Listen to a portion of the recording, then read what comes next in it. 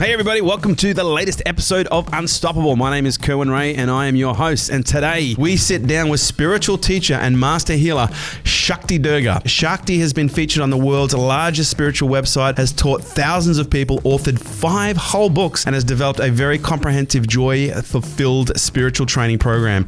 And in this episode with Shakti Durga, she takes me through chakras, manifestation, reaching divine states, and gives me a live chakra reading, which I can tell you right now was quite interesting indeed. Are you ready to get zen? Let's go down.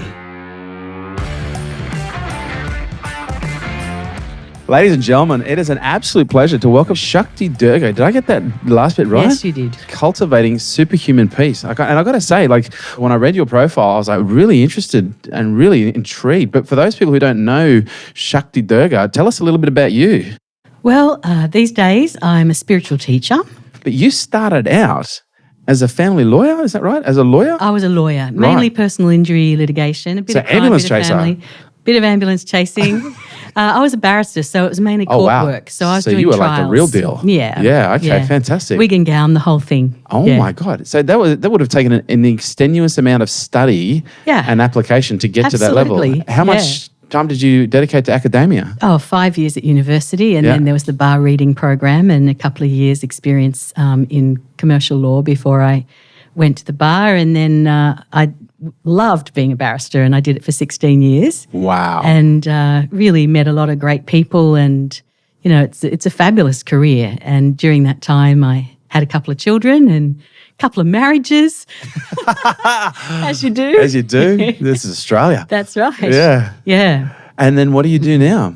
Well, now I help people find their spiritual connection, to find their soul. And I guess what you said about being able to find a part of you that you didn't know existed, that takes you to places you didn't know they existed either. Yeah. You know, it's into this unknown place of bliss, peace, joy, fulfillment, and I think you're always going to find that to reach that kind of level of consciousness, you're always going to end up looking at places that you may not want to look at to get to where you do want to be. Well, because that's what's standing between you and it.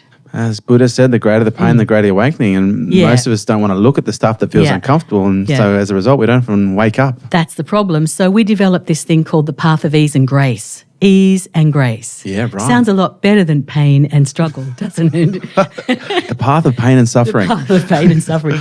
But that's really, you know, life is always going to have a bit of that. I don't know anyone in the tens of thousands of people I've met, I don't know anyone who hasn't had pain or struggle or suffering, you know. It just is part of the gig.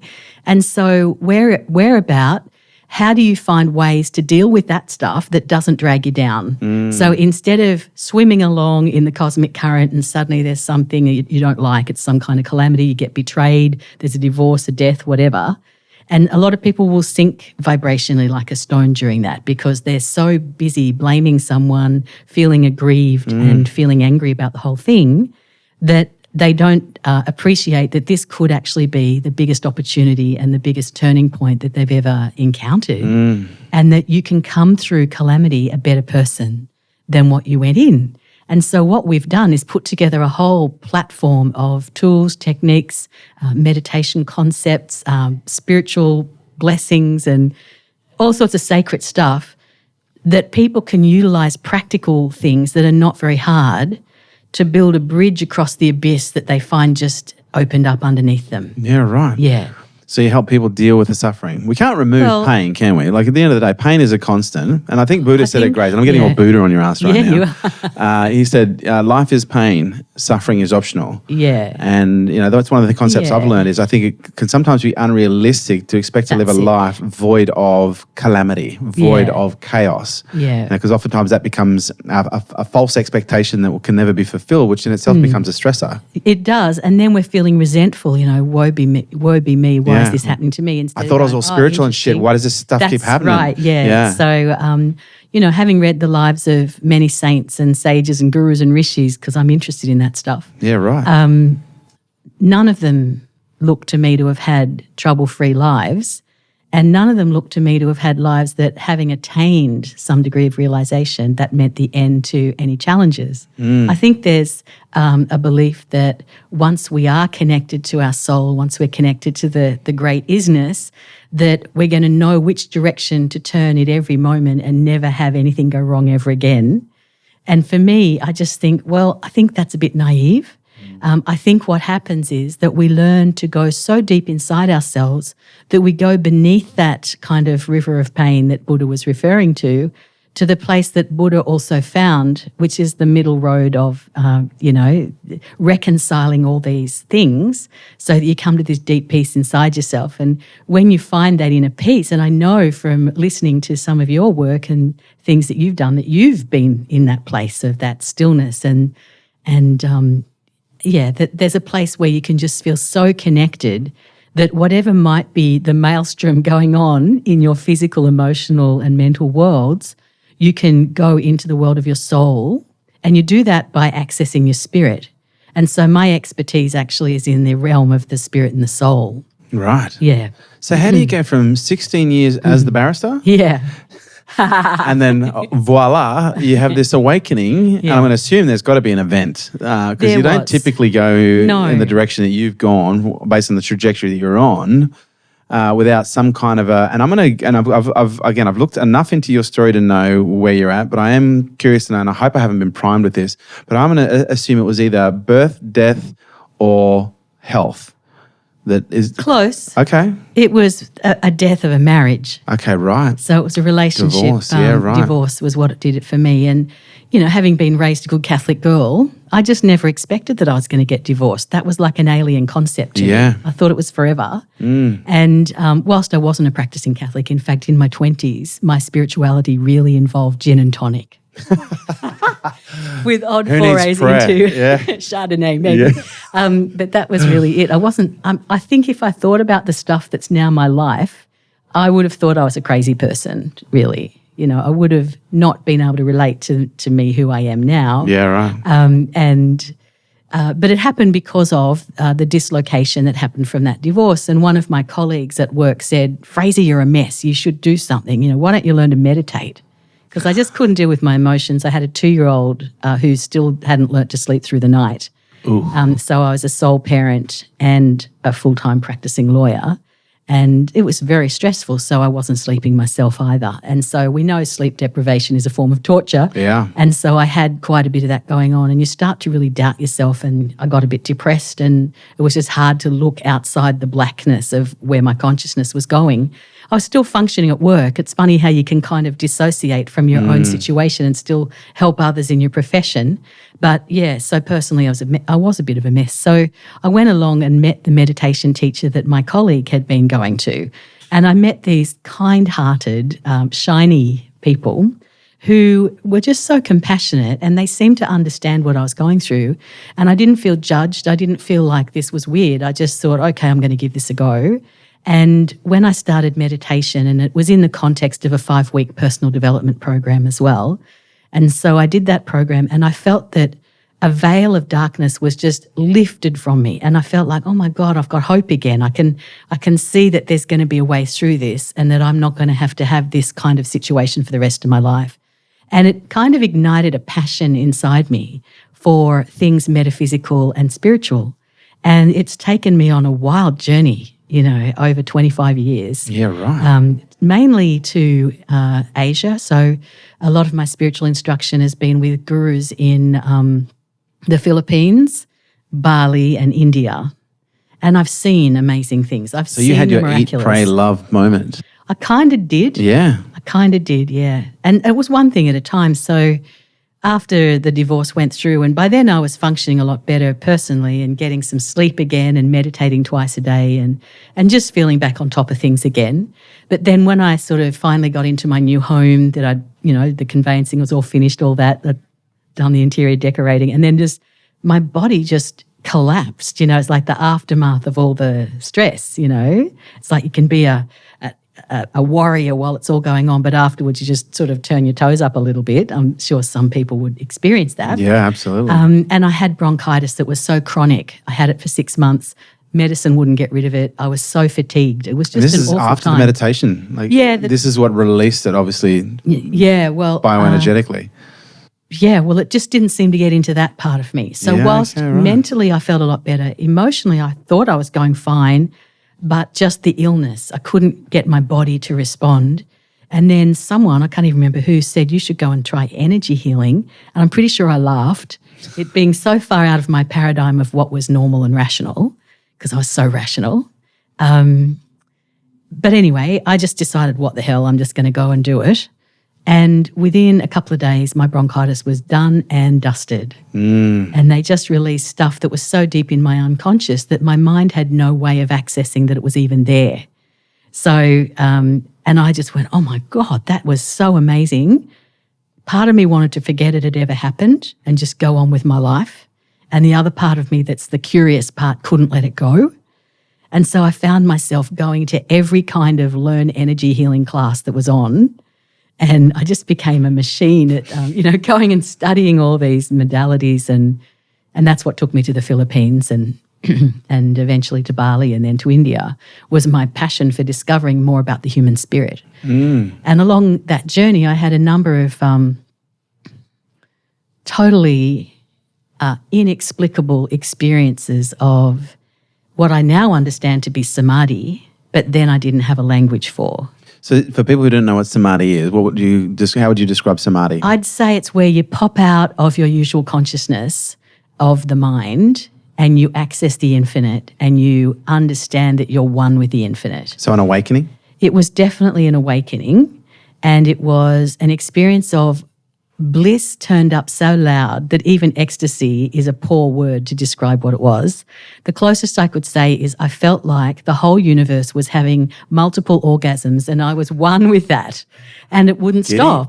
I know. I was thinking this party's probably been going on forever and I didn't even know it was there. So I'm going to assume Tantra was in this journey at some point. Well, I am a fan of literal Tantra. The sexual Tantra is such a small element aspect of Tantra. Of it, yeah. But yes, I'm a big fan of the Tantric scriptures and traditions and practices. Yeah, they're fabulous. So you're a spiritual teacher. Yeah. You're a spiritual healer. Yes. But you made a really distinct point. You said you work with the spirit. Yeah. Is that right? Did I hear that correctly? Yeah, I do. So the part of us that is that holds the life force, it's not just the cells of our body. We actually have a field of energy that we live within, and that's our spirit. And so that has its own anatomy. So we have an aura, which is like an envelope of energy, and we have energy centers, which in that tradition are called chakras, and they're my specialty. That's what I understand and have come to know and experience and cultivated the consciousness of those energy centers, which they're kind of like interdimensional doorways. So they'll take you from the physical into the realm of the consciousness of the mind, and then beyond that, you can travel into your own soul. Well, that was going to be my next question, because when we look at the distinction or the pathway or the hierarchy, where does the soul and the spirit align? Well, I'd say that the spirit is a limb of the soul, in the same way that your hand and your arm are a limb of your body. So that your soul is this vast divine countenance, but it's almost like a blob of the infinite Atma, or the infinite presence, got wrapped up in a whole lot of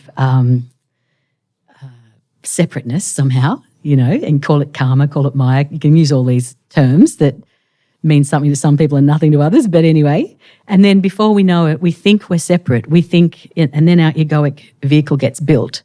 And then from the place of the egoic consciousness, which the mind is an expert at, we experience, I'm separate to you. Those people out there are not you, they're not me, But when you go into these states of consciousness that I'm cultivating and helping other people to cultivate, you have the experience that it's the one is.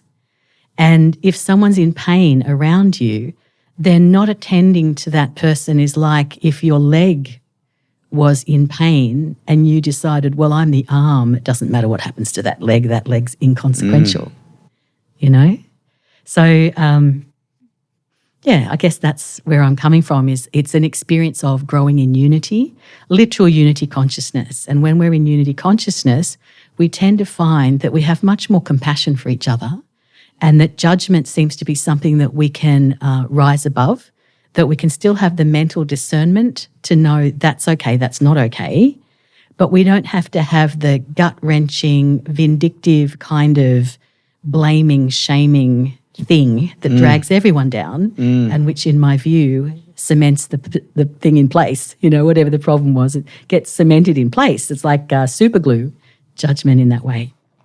So, and that then keeps us separate from that person. I'm separate, and I'm more separate now than I ever was. So, and I think it's interesting, like everyone, reaches out to spirituality at different times for different reasons. Yeah.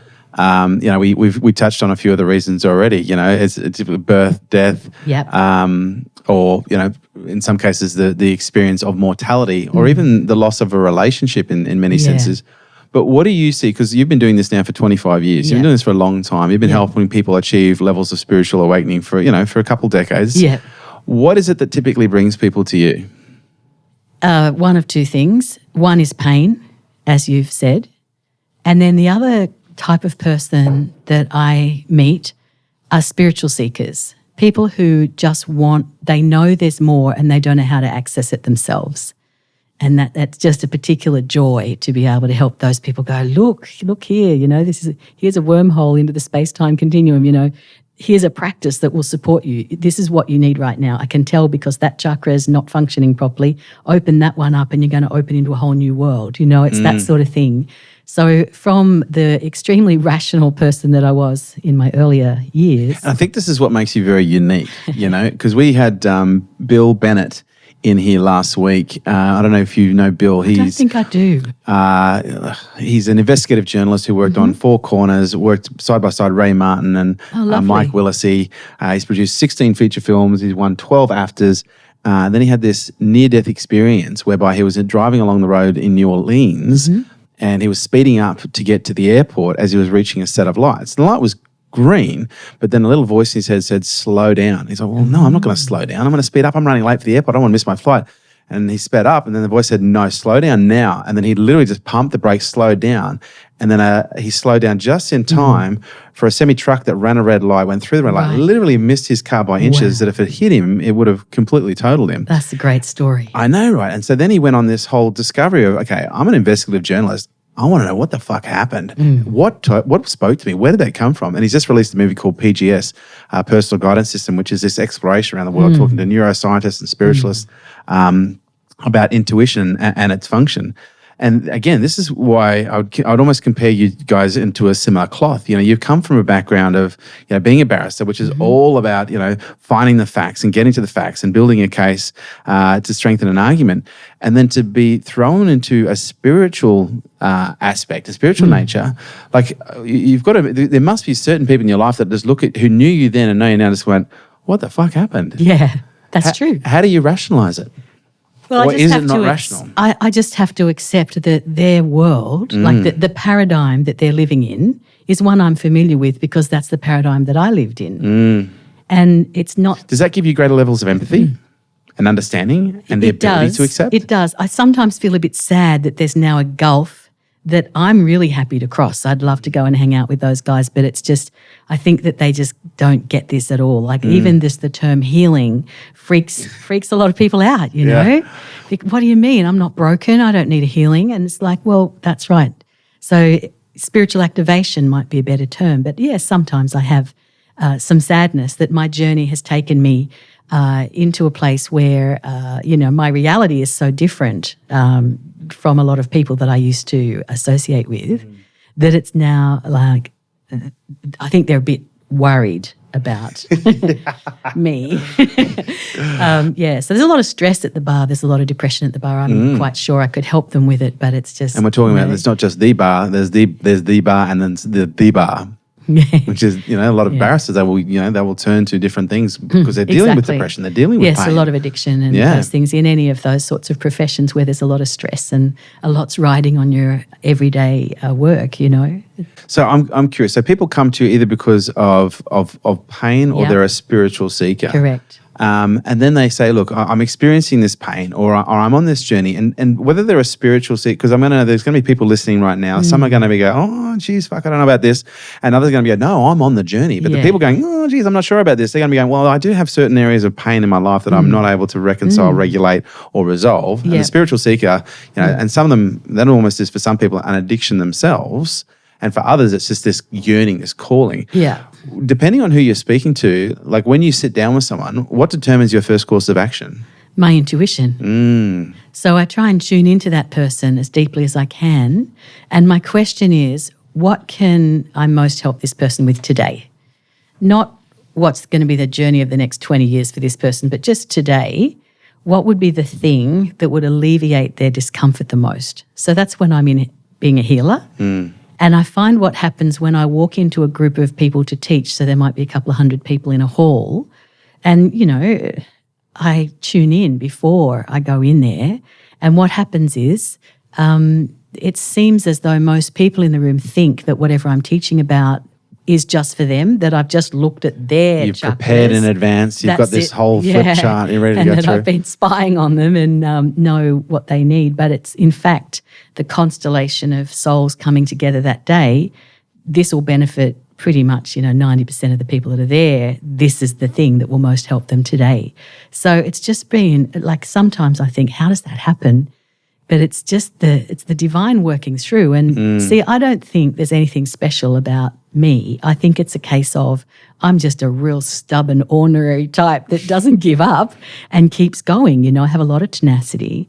And when teachers have told me in the past, you need to do this spiritual practice, I do it. And I'm quite disciplined about those things. And so there's just been such profound shifts in my consciousness. And an example is that, I had this experience once where I went and studied with a teacher and we were learning about the energy centers, and we did a big meditation. He activated the third eye. And for me, the effect was I could see everybody's chakras as easily as I can see your face. And they were all wobbling out the front and back of the person. And I expected that it would resolve by the time I went to bed that night. But no, the next day I was at court with my wig and gown on, sitting in the back of the room, waiting for my case to come on and watching the proceedings. And there was someone in the witness box who's had big black flashes coming out of their throat. He's telling porky pies. Yeah, right. So, and it was just so fascinating. And then a very gorgeous woman came into the room, one of the solicitors, young woman. She was really, really gorgeous. And all the sex chakras in the room just went and locked onto her sex chakra. No kidding, yeah. And, it was just so fascinating to see these things that normally are invisible. And, it was a very educational week. It took about a week before my consciousness kind of resolved to its normal kind of level. Yeah. At different times, the divine has revealed to me realities such as angels, which is, again, something I would have thought was so frou-frou, back in the days. But I've perceived the angelic beings and how they help people. And it's just been such a joy to be able to merge energetically with these energies. And as I say, if I can learn to do this, anyone can learn to do it. You just have to be prepared to do a bit of work. I'm curious to know, can you see my chakras right now? I can if I tune in. Okay. So I haven't been tuned in on that level. What happens is it's like turning an old-fashioned TV station finder. Turn them and I can perceive them. So I can have a look now if you wish me to. Please, I'm genuinely curious. I was like, let's do a live chakra reading. Yeah. Okay, so you have an intensity of spiritual connection in through your antakarana, and it's very the warrior masculine energy thing, but it just feels like to me around that is just it's causing some stress, and that there's some benefit to you in there's just something to adjust in there. Too much warrior. Well, I feel like it's there's a thing like Durga's my name, and that's warrior. That's the divine mother as warrior. Yeah, right. But her quintessential energy as a warrior is unconditional love. That's her. That's what gives her the power as the warrior, because she defeats everything through unconditional love. And I just feel like there's just a slight level change for you in your exploration of unconditional love. Yeah, right. As you perceive the masculine energy of the warrior and how that could flow throughout your being, you know what I mean? Yeah. And I just feel like your empowerment. And when I'm talking about empowerment, I'm talking about your capacity to actually change the consciousness of humanity, not just the people who know you because you're Kerwin Rae and you've got this amazing program and, you're doing awesome stuff, but the people who've never heard of you, who get lifted by the strength of the love inside you. So in Christian parlance, they talk about how Lord Jesus died to overcome the sins of the whole of humanity at that time on earth, And for me as a metaphysician, the teaching in there is, positive consciousness is heaps more powerful than negative consciousness. It's as simple as that. So if you've got 1 million people at negative consciousness and you've got one person whose consciousness is, say, 750, which is like awesomely high, they can counterbalance that negativity. And so they can keep more peace in the culture. Do you see what I mean? Yep, absolutely. And so I feel like you're already being a silent warrior for peace and stuff. But I think there's an invitation there right now for you to go to a whole other level of, can you feel that when I say it to you? You're going tingly, aren't you? Yep. Yeah, that's it. So your chakras are delightfully strong on the whole. Your throat chakra is crystal clear and completely, I feel, being utilised to the best you can, and your heart as well. So all of your chakras are pretty strong. The base chakra is right this moment not showing me the same strength as the other chakras. And so we'd be looking at how to go to another level of abundance, security, family connections, how to be the light worker 110% in that area. Even more than you. I know you're already a very empowered man, but I feel like there's a tweak to be made there. And I would see it as an opportunity. Nothing I'm saying is anything other than an opportunity, for, the next level. How exciting would that be? Well, it's interesting you should say that, because two things I'm working on right now. First of all is softening my heart edge. Oh, okay. Interesting. And I honestly feel, and I've even said it this year, like I'm back. Because last year I was, it was a bit of a tough year. A lot of pain came up. But I literally felt an invitation at the end of last year that this year you can step up to a whole another level, but you need to get your act together. You need to get clear, you need to get crisp, and you need to refocus what your intentions are. Well, maybe we could help each other with that. Who knows? Who knows? But it's interesting because, I grew up with a father who was like a world-leading economist, and my mother was a clairvoyant and a psychic. And it's like, fucking ta-da. So I have this ability to not only be open to the concepts that you're talking about right now, but like supremely open. Yeah. But I also have this ability to, analytically search for, grounded facts in the things that we're talking about. Yeah. And what's interesting is you're talking about chakra systems, and some people are going to go, yep, right up my alley. And other people are going, what the fuck is that? Yeah. And chakras is something that's been investigated and used for thousands of years in certain cultures. Yeah. So this is not something that, is just new or spiritually popular. No. And also chakra readings is an example. It's a form of intuition. It's a form of being able to pick up on energy, which has been proven through science to be what we refer to as entanglement, or this everything is connected kind of concept. Absolutely. Whereby our sensory organs are only tuned to a specific level to be able to pick up certain things and certain frequencies. And there's a level of frequency beyond what we can sense and what we can see, whereby we don't realize that at a level of sensory perception, we are literally connected. There's no end between my nose and the beginning of yours. It's just this connection. It's a field. It is a field of energy. And so one of the things that really interests me is helping people who want to be successful change makers in the world, and they feel like they've got a mission, they feel like they've got a purpose, but they keep coming up against roadblocks.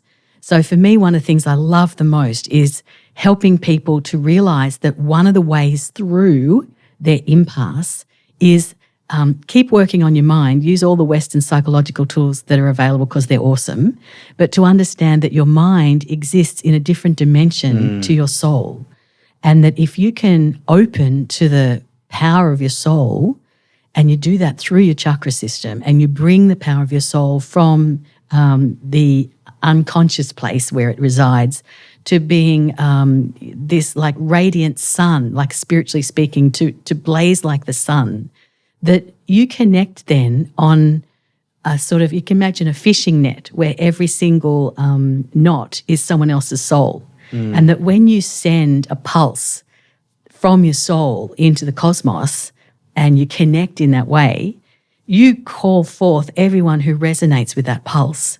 Do you know what I mean? You cannot do that with a mind, even the most beautiful mind in the world. The reason affirmations and things end up working is because eventually the strength of your mental focus flows through your chakras and your soul answers it. And that's the difference between thinking something profound and having that thing come into physical manifest form. For it to come into physical manifest form, the soul must be moved. You know, for you to change your circumstances, it's like something essential happens in your soul.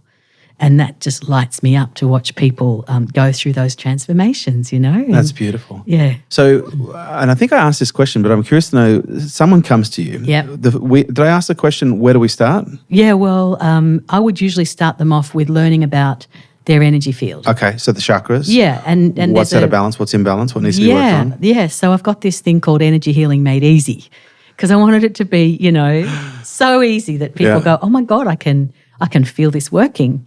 And so we give them an experience of lots of meditations. And also the way we do meditation, we engage your energy field in the meditations. And you know how a lot of people say, I can't meditate because my mind won't shut up and I can't get past my thoughts and it's really frustrating and I'm not going to do it.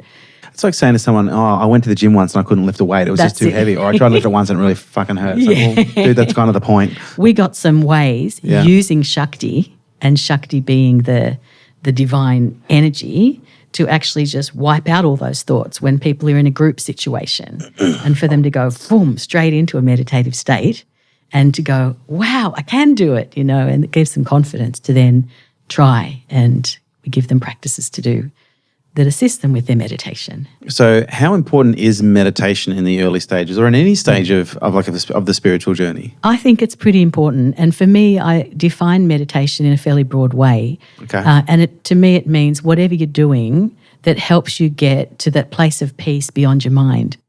So my husband does it with gardening, you know. He really does transcend while he's gardening. Okay. And other people do TM, other people do, you know, whatever it is that's your thing, do that. For me, I have that experience when I'm doing healing. Yeah. I have that experience when I'm teaching a class. Okay. That I'm in that state of connected consciousness, that there's no thought. I'm not thinking, what am I going to say next? I'm not thinking that. It's just like I'm allowing the current to come through, and I find it blissful. And again, there's going to be some sticklers out there who go, well, that's not meditation, that's mindfulness. And again, who are we to define what the fuck things mean at the end of the day anyway? But in your world where you come, is there a distinction between mindfulness practice and actual meditation that involves like a level of discipline versus that is beyond just a process of gardening or running or washing the dishes? Well, I think that, you know, when we're fully present in whatever we're doing, that's got to be an awesome thing. You know, we've got all of our subtle energies and our physical energies all lining up with each other. The point of power is in that, in the present, you know, that's very good. I guess for me, my experiences in meditation, which in the early days, like I was just delighted if I fell asleep with a tape running during meditation. I thought, yay, I'm asleep, you know. It just was so good to do that. But now it's kind of like, well, I just go into bliss. And I usually use mantra as a means of entering into meditation personally. Yeah. So like a TM-VM style of meditation? Well, I guess it could be like that. I use a variety of different mantras from the tantras. And I also use spiritual ceremonies as a focus point for deeply altered states of consciousness that bring a lot of bliss and clarity. So there's just so many things that we can use. And from all the different traditions, you don't have to choose just one. Why not explore what the Vedas have got to offer, or what the Kabbalah's got to offer, or the Celts? The Celts have got rockin' stuff going on. Or what about the Tantras? You know, what does Tantra really even mean? You know, and answering those questions and finding how these things help us in the practical things. How does it make you be a better dad? How does it make you a better lover? How does it make you a better business person? You know, some of the most intuitive people that I personally know are highly successful business people. You know, it's funny you should say that because I've, I won't say I've always, but it's probably been for at least since about 2005, but especially after my stroke, I've started singing the tune that business, but also money is one of the most spiritual substances or spiritual vehicles on the planet. Because first of all, there's no amount of money that you can acquire there's no amount of poverty that you can acquire that will help you create significant change in the world. Yeah. But also understanding, and it really became a lot stronger in 2009 after my stroke, is money is a very spiritual thing. Because it enables us to create. And by spiritual nature, it's very creative, in my opinion anyway. But I've also discovered that spirituality as a concept in business, especially when it's combined with practices that enhance, our intuition, it in many cases gives you the unfair advantage. And what anyone who's following me for long enough would know, like I'm very much driven by sense. My senses drive my decisions. There's a little bit of rational application to my decision making. But for the most part, a lot of it really just comes down to, okay, what feels right now? Yeah. What am I being guided to do? That's it. And I see it, and I teach this to entrepreneurs as the unfair advantage. Like, this is going to give you an advantage beyond anything, beyond any book or beyond any decision-making matrix that you can be given. And I'm curious to know from your perspective, like with the journeys that you've been on, because you've obviously worked with a lot of very successful people. You've worked with entrepreneurs, CEOs, celebrities. Have you noticed that there are certain people that just seem to be tapped into something that enables them to produce, in many cases, what others would classify as impossible or even that's just magical, like the way that they do that? Yes. And usually you'll find that maybe they don't talk about it, but they have spiritual practices. Many of them will have a guru, but they don't tell everyone because they think people think they're weird. So there's all these people out there at the moment. Let's be honest, they are, but that's okay. Weird is good. Weird good. Yeah, weird good. So, there's people all over the place who are waking up, and it takes a lot of Shakti to break through the mental constructs that tie us down to thinking we're not good enough, that we can't do this, that society says no, people aren't going to like me, what will people think, all that crap really. And to blast through that is, it requires strength. So I'd say strength is an attribute. Yeah. I would say that wisdom derived through intuition is an attribute. And I would say that the embodiment of wealth is almost a duty so that you can do good things, And it's not about worshipping wealth. It's knowing that your capacity to serve is going to be enhanced by having the funds that are needed to do that. And your capacity to serve will essentially enhance your material gain. Of course it will. As long as it's not a focus. I was talking about this with Gary Goro yesterday. Do you know Gary? I do. Okay. Yeah. So Gary, he's my teacher. He taught me he's great. Vedic meditation. Yeah. And we're talking about the concept, because in religion they call it tithing. You've got to give to receive. Yeah. And in spiritual context, it's the service. Yeah. And because too many people focus on what they want, like they focus on the money, for example, because obviously there's a lot of people listening to this podcast, entrepreneurs or people striving for success. And they focus on the money. And there's a few things that happen. At a psychological level, people who focus on money are 8 times more likely to indulge in deceit, deception, or fraud-related behavior. Wow. Which is interesting, right? But also at a spiritual level, it almost creates like this blockage whereby if you're focused on money, in many cases, it's the very thing that you don't see because it creates this concept or this cultivation of energy that we often describe as a lack. Right, yeah. Whereas when we focus on the service, which is the abundance of I am here to give, I am here to serve, I am here to provide, oftentimes the things that we want of a material nature, they just show up. Yeah. Whether it be the money showing up if we commercialize what we're doing or the material things manifesting and then us going, oh, that was an interesting, unfortunate or fortunate coincidence. Yeah. Well, look, you're preaching to the converter here because ever since I started Shanti Mission back in 2001, we've pretty much offered all our programs by donation. Really? And it's because I believe in my worth. Yeah. And I believe that I'm worth paying for. Yeah. But if you don't have the money, I want to help you anyway because then you'll get the money. You'll learn.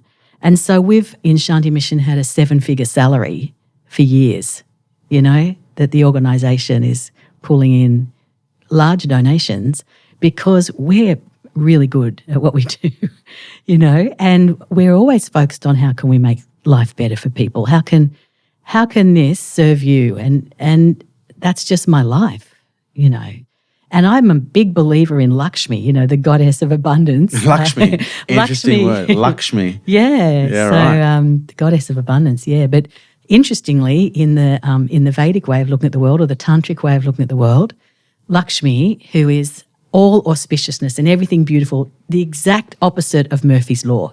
Everything that you could possibly want comes to you, comes because you serve.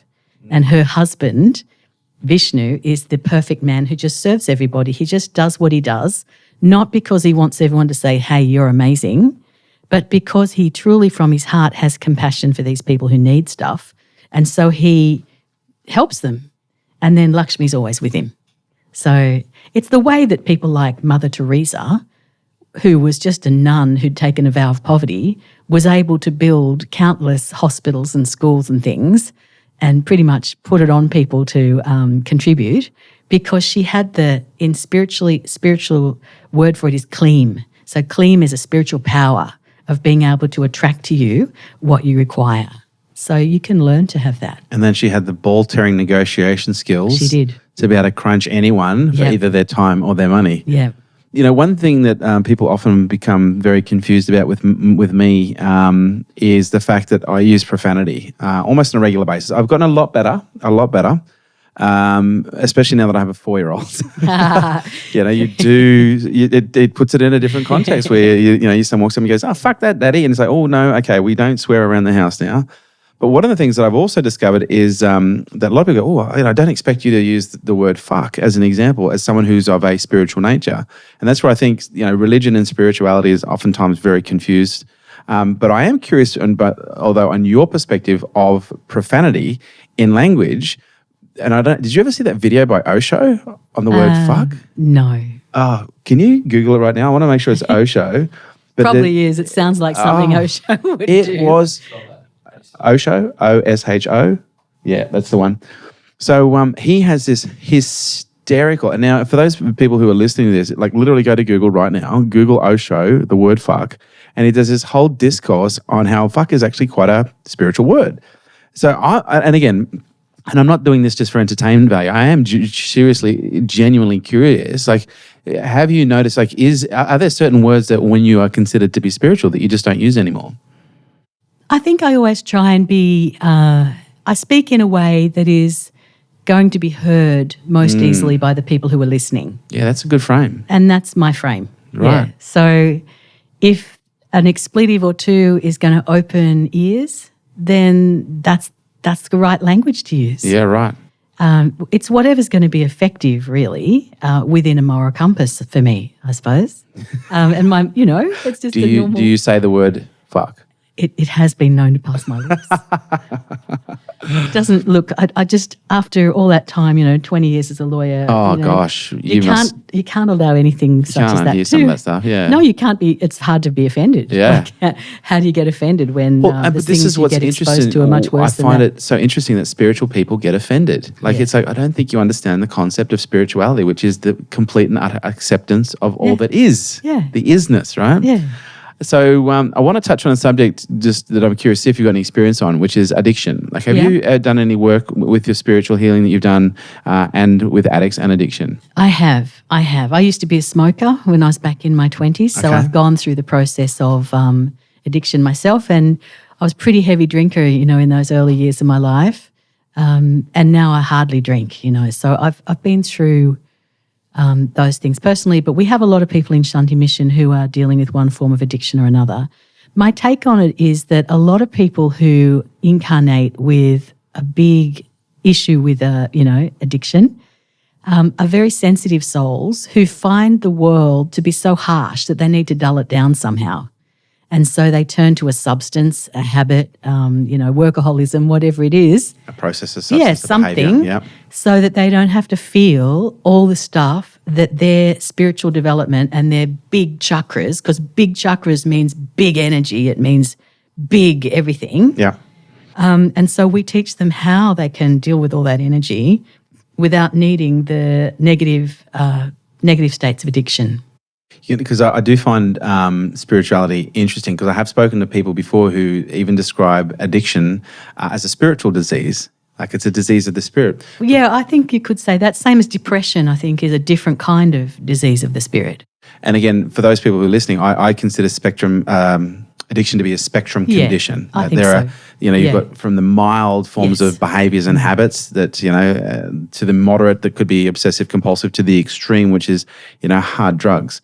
But what's interesting is the spiritual concept of craving and aversion, which is so aligned with the addiction model, because obviously, addiction is about aversion, the desire to not feel pain, not feel certain experiences, and craving, the desire to have a substance that makes me feel good. Yeah. And when we look at the spiritual practice, it's all about the dissolution of those experiences. How do we remove ourselves from the desire? How do we remove ourselves from either the desire to feel a different way, or the desire to have a specific thing, or the desire to avoid, a particular feeling or avoid a particular situations. Yeah.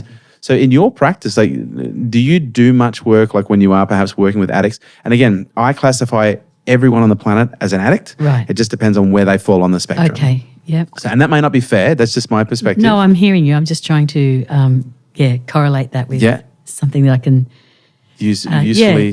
So I feel that everybody keeps their energy in their energy field. From there, it floods into their body and affects their choices. So why not start at the source and get your energy field cleaned out? And when you do that, you've got a minute to then think, now what do I want to do? So you cut there's cords of energy that attach themselves to whatever their go-to thing is. So why not cut those? Let's give the process of consciousness a chance to recalibrate and to work out a different approach and a different strategy in this situation. And then for different people, they need to approach these things in a different order. So for some people, the job is to have acceptance of their feelings. And for other people, you can't approach that till way down the track because that's far too scary for them. So you're better off to lift them out of their feeling nature altogether by giving them practices that bring them into their ajna chakra between the eyebrows, this one doesn't feel emotion. So if you center yourself in there, you can have this kind of stillness experience. And that way you can gather your resources and, get your energy back and recover a little bit and get centered. And then over time, we take you back into that area so that you can get to know your emotions, which to me are just energy in motion. It's part of the Adi Shakti. Chemical reaction, yeah. Yeah, but it also flows into us through our sacral chakra, from the universe. The emotional tides are flowing into us all the time. And, you might suddenly feel horrible, and it's not actually because of anything that's happened in your life. It's because there's a tide, just like the wind blows the air from the outback and it's hot, and we breathe that in. It hasn't come from right here, it's come from somewhere else. And energy is like that. It's not just contained within our own skin. It floats around and we're in that sea of consciousness all the time. And so we help people to be able to regulate the flow of their emotional energies and to understand it. Don't put a box around it when you're feeling emotional. It's like you grab a whole bunch of, I feel like crap, and you put it in a Tupperware container, and then you bury it inside your body or inside your energy field, and then you wonder why you can't let go of that feeling. Well, it's because you've put it in a thought, and the thought's like the Tupperware container. So we peel all the lids off all those Tupperware containers and let that energy float away. So it's like closing the windows on your computer down until it's just the operating system. You've just got your soul, your spirit, and you can go, what am I going to build from here? And you just go forward building you the way you want to build you. And this is a process that takes some time. It's a few years, this approach that I'm talking about, but really anything that's valuable is going to take a time investment, isn't it, And again, we keep talking about the microwave mindset. Everyone wants things in 60 seconds. That's right, Instant gratification. Yeah. But you did use a really key word there that I think really comes back to not only spiritual nature, but the spiritual practice, which is the ability to regulate what's coming through us. And oftentimes when we don't have the ability to regulate what's coming through us, that's when perhaps, it gets expressed in unhealthy ways. Oh, my God, yes. Well, I had this lady I met last time I was in the States. I was in Connecticut, and I had this lady, and she was like a lady in a bubble. She just had so many allergies that she could hardly eat in a restaurant, and she had a 2-year-old child she's trying to manage, and she's just sick half the time and has to carry an EpiPen everywhere and has anaphylaxis and all this sort of stuff going on regularly. And when I looked at her clairvoyantly, I could just see that she had been a psychic sponge, picking up everybody's problems from childhood. She'd been the one that people would go and tell all their problems to, and they'd walk away feeling fabulous and she'd be wearing it. She had no spiritual education. She had no idea how to get rid of that. And so I taught her in one session, I taught her how to let go of all that stuff, to wring out the psychic sponge. Yeah, right. And to let people's stuff Great go. metaphor. Yeah. And she never had another episode of anaphylaxis. And this is now a year, it's been a full year, where she used to have them weekly. She doesn't have hives. She doesn't have any of her allergies anymore. And because she now practices every day a simple technique that would take, less than 5 minutes. And she does that every day. And it helps her to not take on other people's energy, and if she does, to release it again. So that's how much difference in a practical sense it can mean to your health and well-being, because we're all absorbing each other's energy and giving energy all the time. And for some people we're around, it feels fabulous and uplifting, and they're the people we want to be around. And other people drain our energy. And I mean, you know that, I don't have to tell you that, but there are people in our life who are like vampires, aren't there? They just suck your energy. Yeah, no, we've all got them. So look, I'm going to assume that there are probably people in different parts of their journey that are listening to this. If someone's at the beginning of their journey and then perhaps just having an awakening of sorts, whether that be through some form of pain or just that yearning of, that I call it the Morpheus moment or the Neo moment, where you're like, I get a sense there's a bigger picture going on here and I'm fucking clueless, but I'm seeing all these little signs showing up. Yep. If someone was wanting to start the journey, like what's the best piece of advice you could give to someone? I think get some of the good quality books that are around the place and get some mental coat hangers so that you can then you can actually make use of the spiritual concepts. And then, it helps to find someone who you relate to, who's been through stuff like you've been through and who can help you to the next stage. So I find that, having a mentor, a guide, a tutor, and at the end of the day, that's what a guru is. It's someone who can spiritually coach you. Find someone who you feel good with and let them show you some stuff and augment it with your own reading and meditation. That's how I would advise people to start. Yeah, and I'm big on the meditation. One of the greatest performance hacks that I've found for the mind, for the body, for energy is meditation. Like it really is incredible. Well, it lifts you out of how you thought things were going to be, and it can lead to vast inspiration, can't it? You get really clear about what it is that has to happen next. Yeah, and it also has this incredible biochemical, neurological effect. It heals the brain, it heals the body, releases stress, and it creates in itself its own spiritual high of sorts that I guess in some ways for some people can become addictive, but then then you've got to understand the catch-22, that which we try and hold on will escape us. So this has been an incredible interview. I think we need to get you back for another conversation. No, I know we need to get you back for another conversation. But for someone who wants to find out more about you, you've got books, you've got CDs. Like, what have you got, and where can we find it? Books, CDs, seminars. We've got an ashram in the Southern Highlands near Bowral at Canyonlee. Yeah, right. And we've got an ashram in Currumbong, which is near Lake Macquarie, just an hour north of Sydney. So, and they're both gorgeous locations, So they can come and study there. Satsang on a Sunday's good. That's basically meditation with music. Yeah. It's like we sat and we sang. That's kind of like what satsang. I like that. It's very literal. So there's those things. The books and CDs are all on my website, shaktidurga.com.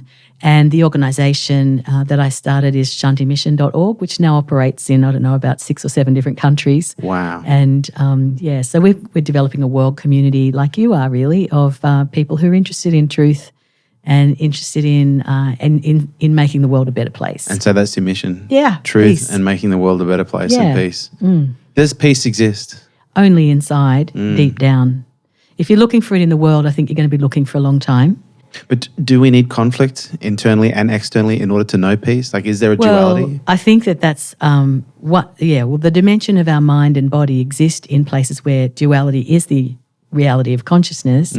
But when we go into the soul, there is no duality. There's only unity, and it's another reason to explore it. Yeah, right. Yeah, so that's where you heal duality consciousness, because you come into the isness and it's a whole different look, a different look and feel. Yeah, fantastic. Yeah, but so shanimission.org has got we've got 4 main pathways. So we do spiritual music, which I love. I play the harp, I sing. Really? Yeah. You're an angel. You're an angel. And we have a band, a pretty smoking band, I've got to say. And we play a lot of get up and dance kind of music. Is it Shakti and the Shakers? Or? It's pretty much like that. Yeah, that's right. And then we have... we do ceremonies. So we do a lot of devotional ceremonies, particularly in the Vedic way. So fire ceremonies and water ceremonies and full moon ceremonies and all that sort of stuff. Because they're things that help people go beyond the mind as well. And they're fun and they're colourful and they're musical and, it's great. Fantastic. Yeah. Before you wrap it up, did you want to look at the chart? Oh, the chart. We have a chart. Yeah, show me the chart. Oh, yeah. Gosh. Golly gosh. So this is, where would I put this? Put it over here. I'll hold it. Okay. Okay. I like your little man there. So this is how I think each person is. Each person is a V diagram. So for me, most of the time we get all locked up in being this physical person here. Yeah. And we forget that we have all this other stuff, or we may never have been told about it. The etheric body is your energy field. So that's your energy centers and your aura. And then your astral body is your mind, but both the conscious and unconscious part of the mind, and also everyone else's thoughts that float through your head that you think are yours, but they're not really. Okay. It's your mum's thought, or it's your girlfriend's thought, or it's someone else's, because we're very watery in that area. Yeah. We share thoughts a lot. So these 2 dimensions, there's duality. So there's big and small, there's happy and sad. They are lands of duality. But through the etheric body, which is our energy field, it's kind of like you can go up periscope and you can go through that to the realm of the soul, and that's where there's no duality, and there's no duality up here either. So the divine is in every soul, and the soul we find through our heart. The heart is the lock on the door to the key to the soul. Yeah. And so we teach people a lot about the 18-inch journey between the head and the heart being the longest journey for some people that they ever make. Oh, that's a beautiful. Have you you've obviously heard of heart math, neurocardiology? Yes, absolutely fabulous. Isn't it interesting? And again, I've said this a few times, the heart sends 16 times more information to the brain sends to the heart. That's right. It has 100,000 times the electrical charge of any other organ in the body. The only organ that has sufficient electrical charge to imprint information on its environment. Yeah, it's amazing. And so to be able to find that, you have to get through this. Yeah, right. And so that's what my work's about. It's about how do you utilize this etheric body, make it big and strong. I want people with chakras that are like Arnold Schwarzenegger style chakras, big, strong, set of chakras. And then they can take on the world because they got the strength through their energy field to be able to do it. Shakti Durga, it has been an honour and a pleasure to have you on here. Namaste, my girl. Namaste. Absolute pleasure. Thank you so much. Yeah, it's good to meet you. There you have it, guys. Thanks for tuning in to Unstoppable with me, your host, Kerwin Ray. And do me a favor, don't forget to drop me a review on iTunes. Would love to hear what you think. I love reading what you guys have to say, and your reviews make sure we keep creating killer content just like this. If you want to stay up to date with me and all my movements, please jump onto the website kerwinray.com, and also check us out on social media at Kerwin Ray.